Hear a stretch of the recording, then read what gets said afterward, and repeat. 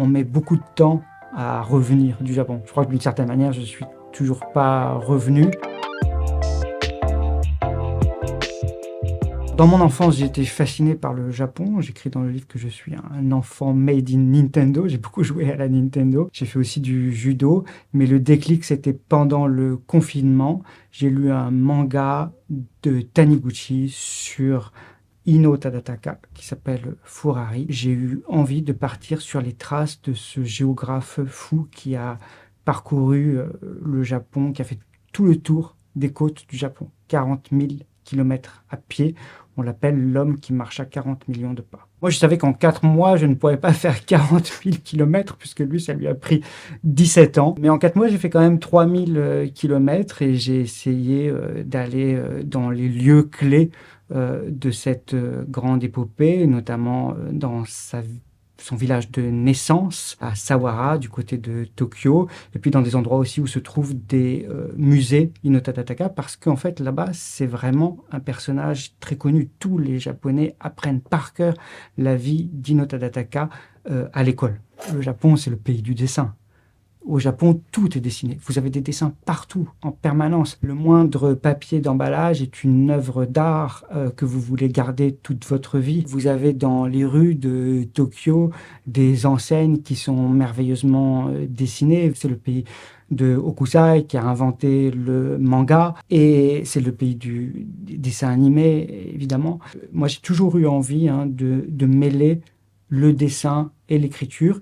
Et c'est la première fois que dans un livre, je réussis véritablement à mêler les deux, mais parce que je crois que ça vient du contact avec l'écriture japonaise. L'écriture japonaise avec les kanji, qui sont des idéogrammes, eh bien, elle conserve quelque chose du dessin. Si on remonte à l'origine, à l'étymologie des kanji, eh bien, on va retrouver, en fait, des dessins. Au départ, c'était des dessins qui se sont schématisés progressivement et qui sont devenus des mots.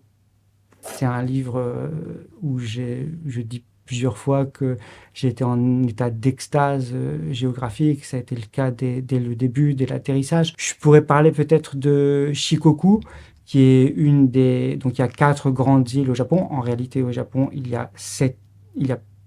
on disait 7000 îles, mais ils ont découvert plus récemment qu'en fait, il y en aurait 14 000. Shikoku, c'est la 4e île du Japon en termes de taille.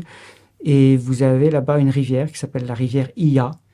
Et la couleur de cette rivière, qui est d'un vert émeraude, m'a fasciné. Je me souviens un jour, je me suis penché sur la rivière. Il y avait des arbres qui se reflétaient en fait dans le vert émeraude de cette rivière, dont le fond était absolument pur. Et le soleil en fait dessinait toute une résille en fait sur cette rivière. On est dans les montagnes et c'était des couleurs comme je n'en avais jamais vu en réalité. Et j'ai d'ailleurs essayé, à partir d'une photographie que j'avais prise, de retrouver les couleurs à l'aquarelle. C'était totalement impossible. Les couleurs étaient tellement fortes que je n'y parvenais pas. C'est pour ça que j'ai le choix, très souvent, il y a peu de couleurs dans le livre.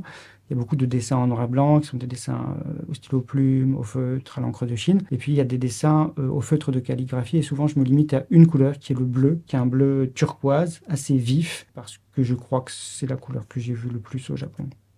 Tous les grands voyages que j'ai faits à vélo m'ont changé. Celui-ci, tout particulièrement. Je crois qu'on met beaucoup de temps à revenir du Japon. Je crois que d'une certaine manière, je suis toujours pas revenu. Quand vous passez beaucoup de temps au Japon, c'est difficile ensuite de se réinsérer dans la vie en France, tellement les choses sont différentes. En fait, vous perdez un sens du calme, un sens de la contemplation. Les Japonais ne sont pas du tout des excités comme on peut l'imaginer parfois. En réalité, ce sont des gens très contemplatifs pour la plupart d'entre eux. C'est difficile quand vous revenez en France parce qu'en fait, vous retrouvez votre vie de tous les jours et il faut arriver à conserver cette espèce de regard d'émerveillement sur toutes les choses du quotidien et ce n'est pas évident.